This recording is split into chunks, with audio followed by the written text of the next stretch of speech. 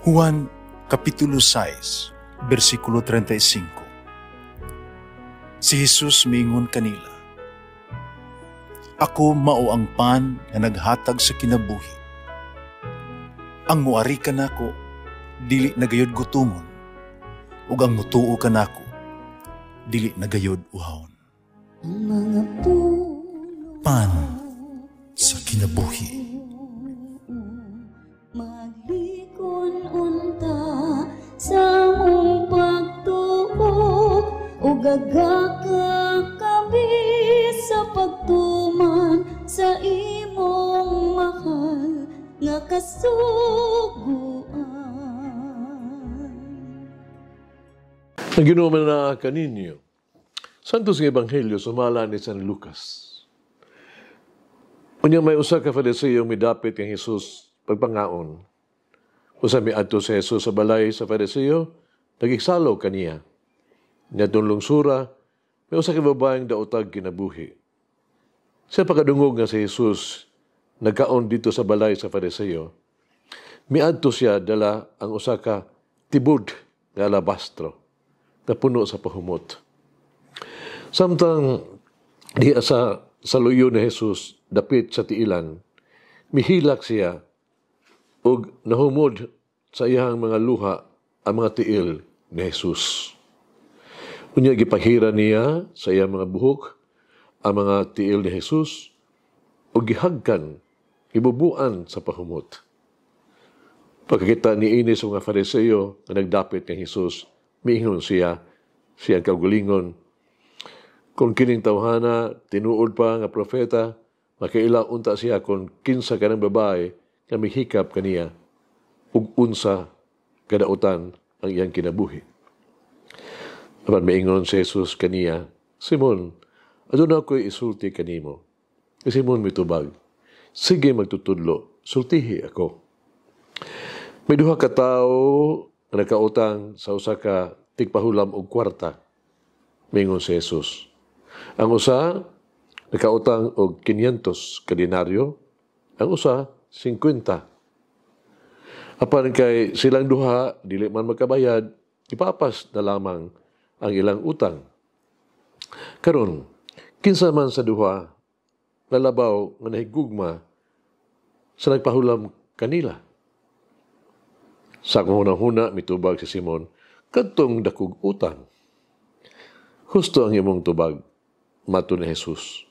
Nimilingi siya sa babae, miingon kang Simon, "Nakita mo ba kining babae? Miyani ako sa inyo, wala mo ako hatagig tubig aron ihugas sa akong tiil.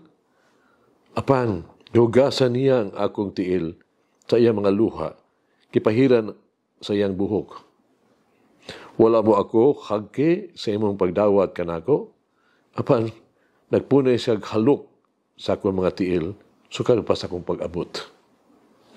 Wala mo hisuiglana ang akong ulo, paniyang kiaguhan ang ako ang mga tiil. Busa sultihan ko ikaw, nga ang dakong gugma nga iyahang gipakita nagmatuod, gipasaylo na ang daghan niyang mga sala. Kitsa kadtong gipasaylo sa dutay mga sala, napakita og dutay lamang nga paghigugma. Nagiingnan ni Jesus sa babae, gipasaylo na ang imong mga sala. Ang ubang nga dito sa kananan, miingon sa ilang kaugalingon, kinsa ba kining tawhana nga nagpasaylo sa mga sala? Pan miingon si Jesus sa babae, ang imong pagtuo nagluwas kanimo, pauli nga malinawon. Ang Ebanghelyo sa Ginoo. Pasalamati ang Ginoo, kay siya maayo, ang iyang gugma mulungtad, hangtod sa kahangturan. Pasalamati ang Diyos sa tanang mga Diyos, ang iyang gugma malungtaron. Pasalamati ang Ginoo sa mga Ginoo, ang iyang gugma malungtaron.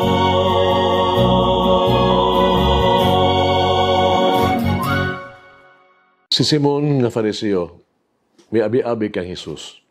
Yang gidawat si Jesus, apan kadto seremonyal lang. Wala niya ihatag kang Jesus. Ang naandang yun, nailhanan sa pag-abi-abi, nga mao ang paghalok, paghuga sa tiil, pagdihog og sa ulo. Sa laing bahin, ang gibuhat sa babae nga napakita sa iyang paghinusol sa iyang makasalang kagahapon. Ang iyang gibuhat kang Jesus napakita siyang pagdawat, pagpasalamat sa kapasayloan sa Dios. Kanunay gitanyag sa Dios ngadto sa mga makasala. Si Simon nga Fariseo, gipasaylo usab. Apan ang babae napakita og labaw nga pagpasalamat. Labaw nga pagpabili halaga sa gasa sa Dios sa pagpasaylo. Si Simon nga Fariseo nahigugma usab kang Jesus. Apan kini gamay ra. Dili mas kinasingkasing sa babae, di ay napakita og tinuod nga sincero nga paghinulsol. Sa kanunay nga mudawat kanato, iyo nga kita nga makasasala o masantos. Kanunay ang itanyag kanato ang iyang gugma, ang iyang pagpasaylo. Kanunay siyang mudawat kanato. Bisan kinsa pa kita, bisan unsa pa ang anaa kanato. Nganuman, kinitungod kay siya nahigugma kanato pag-ayo. Kitungod kay sa Jesus dili gayud na makitaon kung unsa ang sige huna sa uban mga tao bahin kanato. Di siya magtagad. Si Jesus nahigugma kanato pag-ayo ug siya nagpasaylo kanato kanunay. Kipasaylo ta niya kay dako ang iyang gugma. Busa, masigugmaon usab nato siya. Sugilanon kini sa panahon kadto sa kaduhang gubat sa kalibutan, sa World War. Doon ay usa ka mabangis kay gubat dito sa France. Usa ka English nga komando nakapatay sa usa ka German nga sundalo. Misulat siya sa inahan sa sundalong Aleman na iyang gipatay. Isip usa ka sundalo, kung pa niya, akong katungdanan ang pagpatay sa imong anak. Kaaway sa gubat. Nangayo ako sa iyong pasaylo. Usa ako ka Kristiyano.